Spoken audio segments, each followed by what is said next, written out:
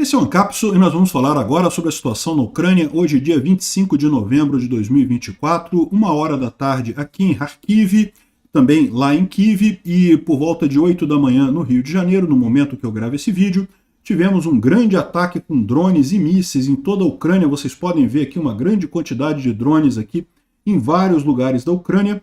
Aqui em Kharkiv a gente teve um impacto de um S-400 aqui no centro de Kharkiv, do lado de onde eu estou. Eu ouvi o barulho, foi aqui do lado. Infelizmente teve feridos nesse ataque, mas felizmente nenhum morto, né? E muito dano material também nesse ataque aqui. Mais uma triste ataque russo aqui contra Kharkiv. Foi usado um S-400 aqui, né? S-400 é um míssil de defesa antiaéreo que os russos adaptaram para atingir também pontos em solo. Infelizmente, como eu já expliquei para vocês, é muito difícil derrubar esse míssil, porque ele é um míssil muito rápido, justamente por ser um míssil de ataque aéreo, né? De ataque antiaéreo, né? Então, essa foi a situação hoje, mas felizmente não tivemos muitos danos em cima disso daqui. Outra coisa curiosa, você lembra aquele míssil ICBM, que depois era um IRBM, ou um MRBM, não sei o que lá, que o Putin lançou contra Dnipro, que era um recado, não sei o que lá, que ele falou que atingiu uma região industrial em Dnipro e que a Ucrânia só liberou informações dos danos em estruturas civis, mas não falou da estrutura militar que tinha sido atingido? Pois é, agora a gente tem imagens de satélite da estrutura militar e não tem dano nenhum. O recado do Putin foi: eu sou um idiota mesmo. O único recado do Putin foi esse, não conseguiu acertar, foi nada. Bom, e na linha de frente não teve nenhuma grande alteração, mas os ucranianos atingiram também uma refinaria russa aqui em Kaluga, aqui perto de Moscou, e também uma base aérea aqui em Kursk. Foram atingidos também usando drones, no caso de Kaluga, e usando mísseis ATACMS aqui no Oblast de Kursk, né? Então continuam essas ações por aqui. Do ponto de vista diplomático, nós vamos falar um pouco mais sobre a questão do Joe Rogan. Muita gente aqui na Ucrânia criticando o Joe Rogan. A Ucrânia é um país fortemente de direita, tá? Para quem não sabe, todos os países do leste europeu, né, ex-comunistas, são países de direita. O pessoal aqui não gosta de socialismo de forma alguma, né? Então muita gente era fã do Joe Rogan aqui. E a revolta é global do pessoal aqui. É o que eu falo. Eu não consigo entender como que o pessoal de direita apoia o Putin. Eu não consigo entender, não entra na minha cabeça isso. Realmente é um absurdo. As rebolações, o rebolado que o pessoal tem que fazer, o rebolado ideológico que eles têm que fazer para conseguir justificar, criticar a Ucrânia num ataque contra um ataque da Rússia, né? Vamos falar sobre esses e outros assuntos em detalhes. Essas notícias foram sugeridas por Girafa da Amazônia, Minarquistão e várias outras pessoas. Obrigado aí ao pessoal que sugeriu notícias lá no nosso site, no visãolibertaria.com. E obrigado a você que está assistindo o nosso vídeo. Se você gosta do nosso conteúdo, por favor, deixe o seu like e se inscreva aqui no canal, né?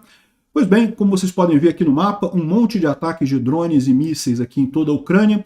Foram 145 drones lançados, 71 foram derrubados pela defesa antiaérea e outros 71 foram também derrubados devido à guerra eletrônica, né?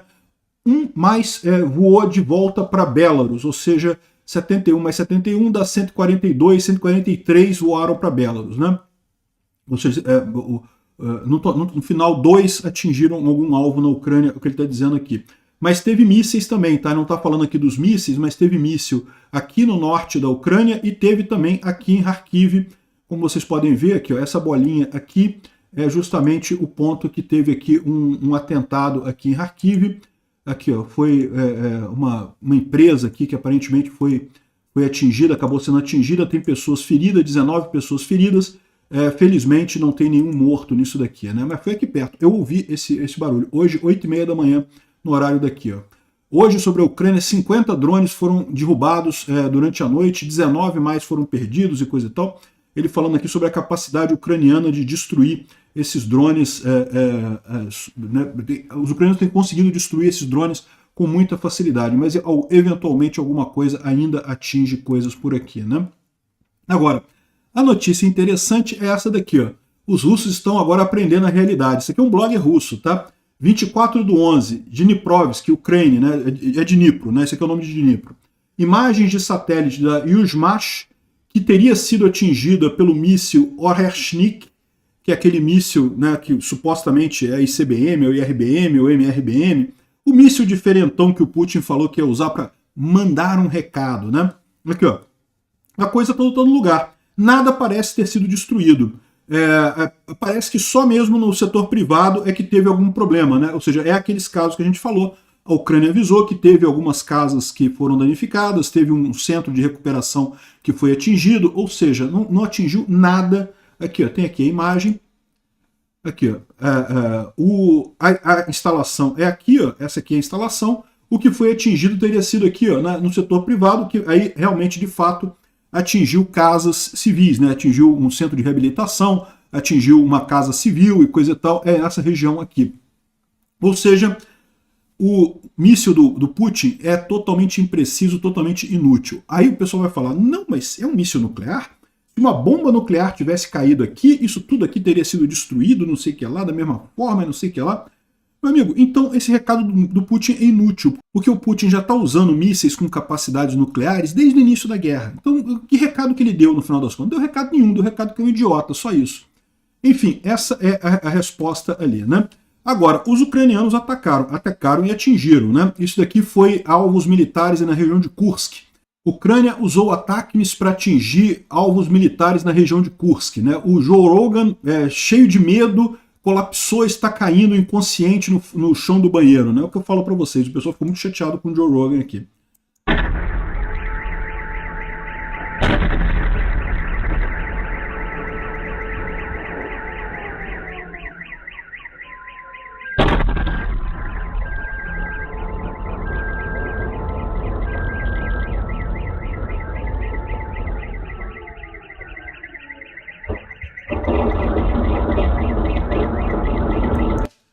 Só dá para ouvir o barulho e o alarme de ataque aéreo, né? Mas dá para ouvir vários barulhos, ou seja, foram vários ataques que atingiram ali a região. Aqui tem um outro vídeo, mas que mostra basicamente a mesma coisa, mostra só a explosão ali no fundo, né, atingindo o campo aéreo. E a gente tem aqui a informação de que foi esse campo aéreo aqui que foi atingido ali na região de Kursk, na cidade de Kursk mesmo, né?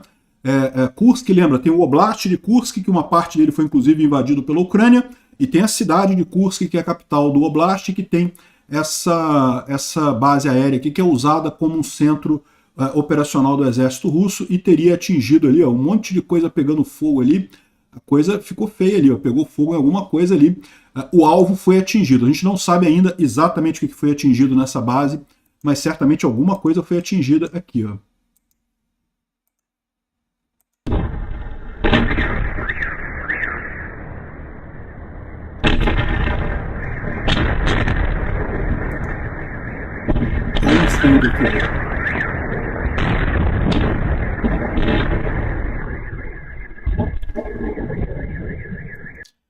Para você ver realmente um ataque muito grande com ataques. Aí o pessoal, a Terceira Guerra Mundial, vou ficar com medo. Tá o Joe Rogan lá, caído no banheiro lá, né? Bom, além disso, os drones ucranianos atingiram a refinaria de Kaluga, né? Kaluga é mais longe um pouquinho. Aqui ó, foi Kursk, né, onde foi essa base aérea atingida aqui, e também teve Kaluga, que fica mais aqui para cima. Uma refinaria foi atingida aqui em Kaluga de ontem para hoje, né? Então a gente tem aqui a imagem, aqui ó, a refinaria de Kaluga pegando fogo aqui também. Durante a noite, drones ucranianos alvejaram a refinaria de óleo chamada Lukoil, se não me engano, na cidade russa de Kaluga, né? É uma refinaria que produz aproximadamente processa aproximadamente 24 mil barris por dia. Tem a imagem aqui do incêndio aqui, ó. Um incêndio grande aqui nessa Kaluga Naftoprodukt Oil, é o nome da refinaria. Então não é Lukoil, não, é só esse nome estranho aí que eles colocaram, né? Enfim, esse é o ponto aqui que foi atingido justamente ali em Kaluga, na região ali, um incêndio bem grande aqui nessa refinaria, né? Excelente notícia. Isso é uma coisa muito importante, esses ataques em refinarias dos ucranianos, como a gente já explicou, porque no final das contas essa guerra vai ser resolvida no dinheiro, né? Toda guerra, quando fica muito longa, o que resolve é a economia, é quem aguenta mais tempo. E a Rússia já está com problemas sérios na economia, tende a ficar mais sérios ainda se ela não conseguir vender o petróleo, que é a única coisa que eles conseguem ainda vender, né? Bom, na linha de frente continua sem nenhuma grande novidade, ou seja, os russos continuam avançando muito pouquinho e perdendo muito equipamento, muito pessoal. Tem aqui a informação de um blogger russo reclamando que a maior parte dos assaltos russos envolvendo infantaria e equipamento estão sendo destruídos pelos drones ucranianos antes mesmo de chegarem nas posições ucranianas, apesar de segundo eles, terem falta de pessoal do exército ucraniano, né? No final das contas, eles estão dizendo aqui que o problema não é esse aqui. Eu não vou ler toda a mensagem dele aqui, ó, mas em 90% dos casos, os assaltos falham devido ao uso extensivo de drones FPV pelos ucranianos. Ao invés de sistematicamente deprivar o inimigo da habilidade de usar esses drones, identificar os batalhões ucranianos que usam drones, os nossos grupos de assaltos continuam sendo mandados na batalha, grupos que simplesmente falham em chegar às suas posições, morrem antes de chegar lá, todo mundo morrendo, né? Temos que focar em unidades com sistemas de guerra eletrônica e não sei o que lá. Ou seja, o pessoal está perdido, está morrendo em grandes números sem conseguir avançar nada.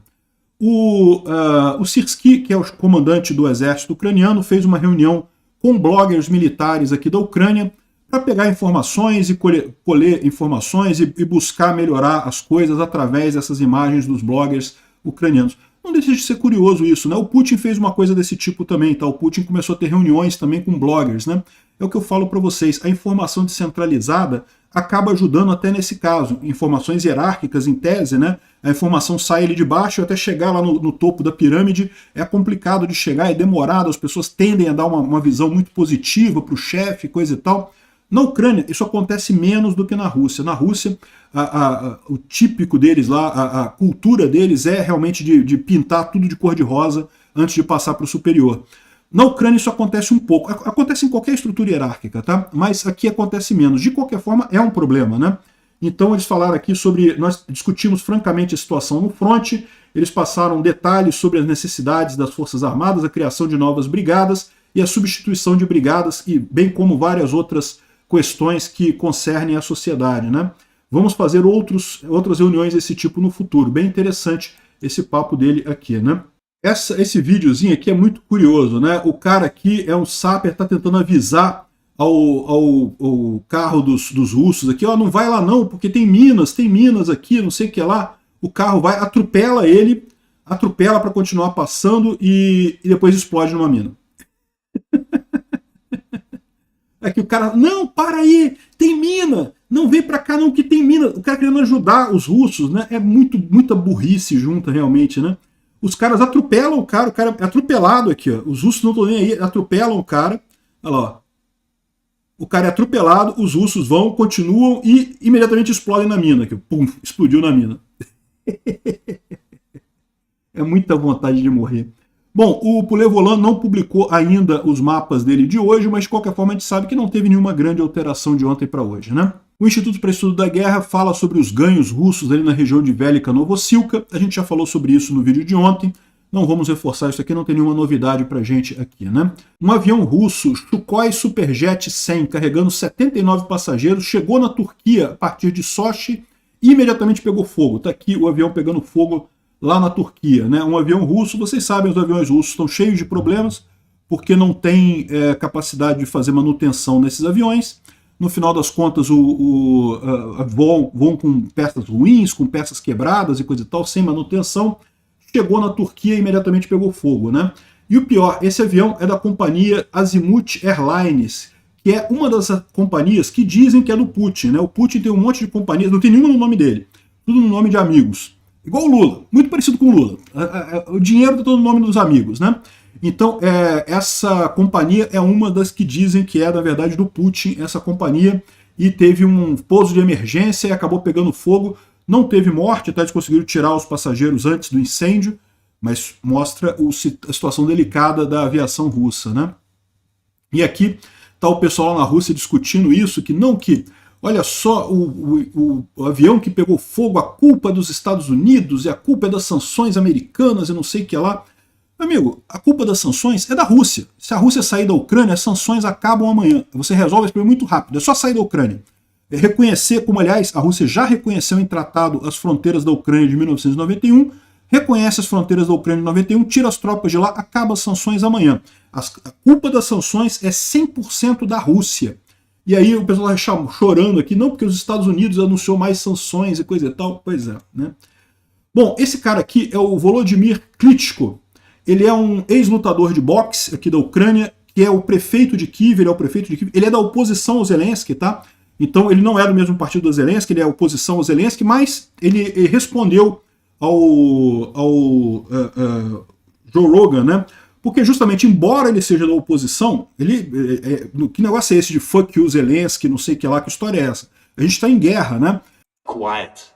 A great America is not an America that... Joe Rogan, I listened to your latest podcast. Então, ele está falando aqui, ó, Joe Rogan, eu ouvi o seu último podcast. I'm sending you this video to let you know that I disagree. You talk about these American weapons being sent to Ukraine, which you believe will lead to the Third World War. So, let me tell you that you're repeating Russian propaganda. Ou seja, ele está falando que eu vi o seu último vídeo e eu discordo do que você falou. Você está dizendo que as armas americanas vindo para a Ucrânia irão causar a Terceira Guerra Mundial. E isso é simplesmente propaganda russa. É o que eu falo para vocês. Esse pessoal todo que está com medinho de Terceira Guerra Mundial, estão caindo em propaganda russa. Os russos, se tiver uma Terceira Guerra Mundial, a culpa é dos russos. Eles que invadiram a Ucrânia, né? Os Estados Unidos têm uma obrigação com a Ucrânia de proteção. Putin's Russia is in trouble, so they want to scare you and people like you. O Putin e a Rússia estão com problemas e por isso eles querem botar medo em você e pessoas como você. Olha o que eu falo para vocês aqui, o que eu falo para vocês quase todo dia aqui. Isso é desespero do Putin. O Putin está desesperado. His war was supposed to last 3 days. It has lasted 3 years, thanks to the heroism and sacrifice of us Ukrainians. A guerra era para durar 3 dias, está durando 3 anos, né? Vai fazer 3 anos agora em fevereiro, graças à coragem dos ucranianos, né? So you're using the only weapon that Putin really intends to use, propaganda. And this weapon really weakens our democracies. Então você está dando força à única arma que o Putin tem à sua disposição, que é a propaganda. E isso, de fato, enfraquece as democracias. Putin's Russia wants to destroy Ukraine quietly. They want America to stay quiet. Not great, but quiet. O Putin quer destruir a Ucrânia, ele quer que os americanos não se importem com isso. Deixem para lá, isso não é problema nosso. Olha como é que é a mesma propaganda que fazem no Brasil. Quanta gente no Brasil fala isso. Não, a Ucrânia não é problema nosso. E eu insisto para vocês, não tem nada mais importante acontecendo no mundo nesse instante do que a guerra da Ucrânia com a Rússia.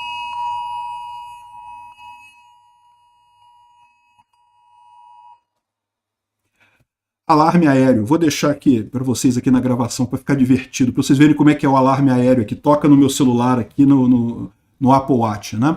Então, não tem nada mais importante nesse momento do que a guerra da Ucrânia com a Rússia. Eu sou contra o Lula, vocês sabem, sou a favor do Trump, sou a favor do Bolsonaro. Tem um monte de... Acho que está cheio de problema no Brasil, mas não tem nada mais importante no Brasil do que a guerra entre a Rússia e a Ucrânia, por um motivo simples. Se a Rússia pode invadir a Ucrânia, meu amigo, não vai ter paz no mundo nunca mais. Então nada do resto importa. Vai ter sempre um país querendo invadir o outro, querendo usar violência para conquistar território.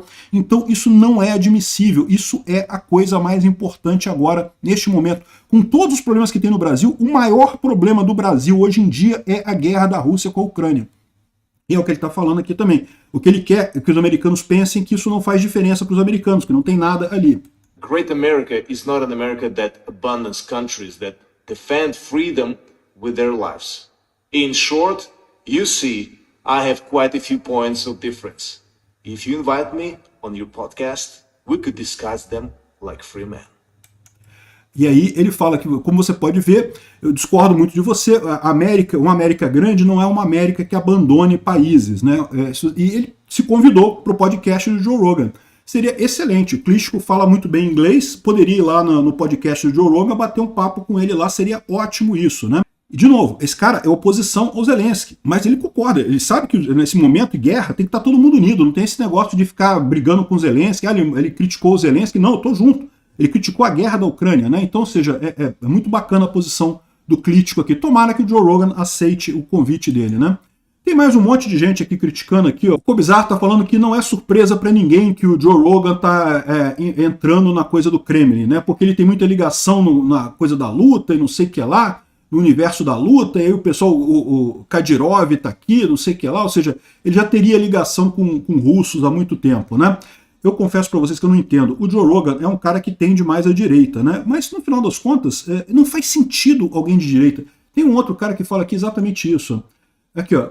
Pelo resto da minha vida, eu nunca serei capaz de entender por que algumas pessoas da direita nos Estados Unidos apoiam a Rússia na invasão da Ucrânia.